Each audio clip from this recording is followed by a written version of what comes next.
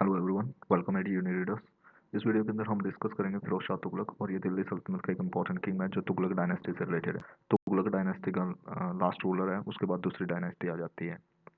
तो फिरोज शाह तुगलक का time period कहाँ से कहाँ तक था? तो फिरोज शाह तुगलक का टाइम पीरियड, ये इंपॉर्टेंट चीज़ें होती हैं साथ के साथ। जब जैसे जैसे आप फिरोज शाह तुगलक पढ़ो ना, तो ये याद कर लेना कि ये 1351 से 1388 है।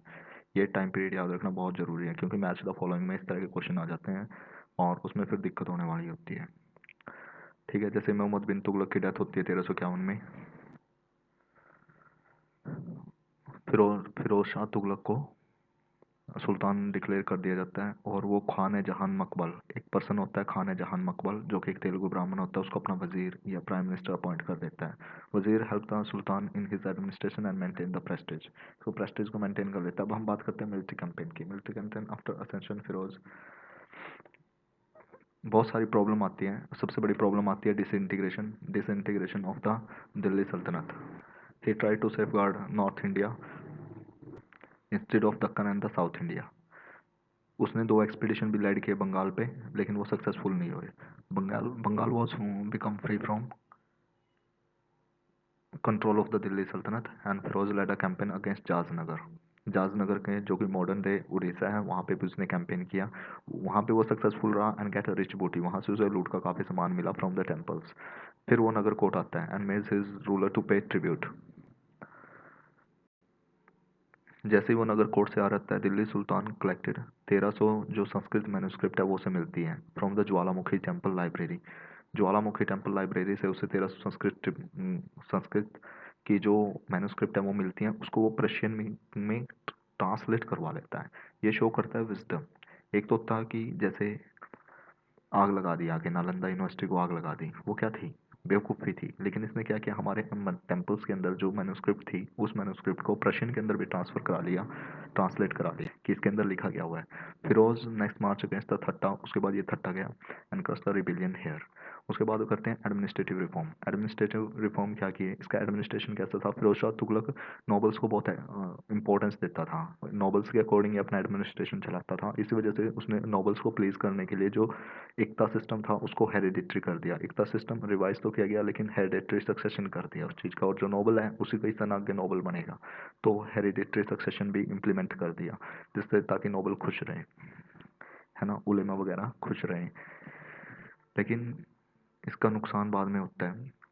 इस्लामिक लॉ के अकॉर्डिंग उसने टैक्स लगाए, जजिया को इम्पोज कर दिया नॉन मुस्लिम के अंदर। और वो पहले एक ऐसा सुल्तान था जिसने इरिगेशन टैक्स लगाया। यहाँ से फिर क्वेश्चन बनता है कि पहला कौन सा सुल्तान था दिल्ली सल्तनत का जिसने इरिगेशन टैक्स लगाया? तो he was the Firoz Shah Tughlaq.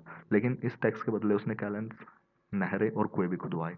तो सबसे पहला कैनल उसने खुदवाई सतलुज से हांसी तक, और दूसरी कैनल यमुना से हिसार तक। तो ये देख दो कैनल दोनों के दोनों हरियाणा के अंदर है। ये फिरोज शाह तुगलक ने खुदवाई थी। उसने 1200 पेड़ों के बागान लगवाए और स्पेशल टैक्स लगाया 28 आइटम में। जो 28 आइटम के ऊपर स्पेशल टैक्स लगा रखा था उसको एबॉलिश कर दिया। ठीक है, उसने रॉयल फैक्ट्री बनाई जिसको कारखाना बोलते हैं, और वहाँ पे सारे सारे जो थाउजेंड ऑफ स्लेव उसने इकट्ठे किए थे वॉर में, उनको एम्प्लॉय किया। 1300 नए टाउन बसाए गए। फिरोजाबाद नियर रेड फोर्ट एक इम्पॉर्टेंट प्लेस है जो उसने बसाया था, जिसको आज फिरोज शाह कोटला बोलते हैं, और इसका नाम फिरोज शाह कोटला का नाम फिर से दोबारा से बदल गया है। जामा मस्जिद और कुतुब मीनार को भी उसने रिपेयर कराया। अब एक नया डिपार्टमेंट स्टार्ट किया, दीवान खैरात। दीवान खैरात का क्या मतलब होता है? जो गरीब लोगों के लिए किया गया था, जो गरीब लोगों के लिए बनाया गया था, उसे दीवान खैरात बोलते हैं। इसमें ऑर्फन और विंडोज़ को का टेक केयर होता था। He also patronise Barni and Afif. उसने बर्नी और अफीफ को पैट्रोनाइज किया। तो ये भी क्वेश्चन आ सकता है, Barani were and Afif were the contemporary, ये किसके? ही वॉज गाइडेड बाई उलेमास and was intolerant toward the Shia Muslim and Sufis. यानी कि वो हिंदू के अगेंस्ट तो था ही था, वो शिया मुस्लिम और सूफीज के अगेंस्ट भी था। इससे उसकी कट्टरता का पता लगता है। He treated Hindu as a second grade citizen, और उन पे जजिया लगा दिया। ये जो था ना,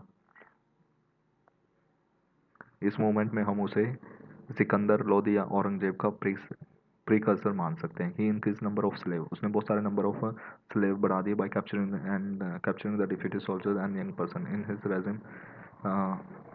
जो नंबर ऑफ स्लेव्स थे that has increase to 1,80,000 when Firoz died in 1388 struggle for power between sultan and noble started once again his successor has to face the rebellion to the slave created by the Firoz. उसने जितने भी slave थे ना उन slaves ने बाद में revolt कर दिया जिसकी वजह से उसके सक्सेसर को काफ़ी प्रॉब्लम हुई। दिल्ली सल्तनत उसके टाइम में डिसइंटीग्रेट होना शुरू हो गई थी। बहुत से प्रोविंस जैसे मालवा गुजरात ने अपनी इंडिपेंडेंस डे अपने को इंडिपेंडेंस डिक्लेयर कर दिया था। और इसी बीच में 1398 के अंदर तैमूर का इन्वेजन होता है। तैमूर दिल्ली आता है लेकिन उसको कोई भी ऑपोजिशन नहीं मिलता। 3 दिन तक वो लूटपाट मचाता है, मर्डर करता है लोगों का एंड उसके बाद वो इनॉर्मस वेल्थ के साथ जाता है। 1399 के अंदर वो विड्रॉ करता है and this invasion fact death blow to the Tughlaq dynasty. यहाँ पे तुगलक डायनेस्टी बिल्कुल डिस्ट्रॉय हो जाती है और उसके बाद वो अपने एक खिजर खान को जो कि उसका कमांडर था उसको एज अ गवर्नर बना के जाता है मुल्तान का। और वहाँ से फिर एक नई डायनेस्टी की शुरू होती है जिसे बोलते हैं सैयद डायनेस्टी, जिसे हम अगले वीडियो के अंदर डिस्कस करेंगे। Thank you. Please don't forget to share it as much as you can.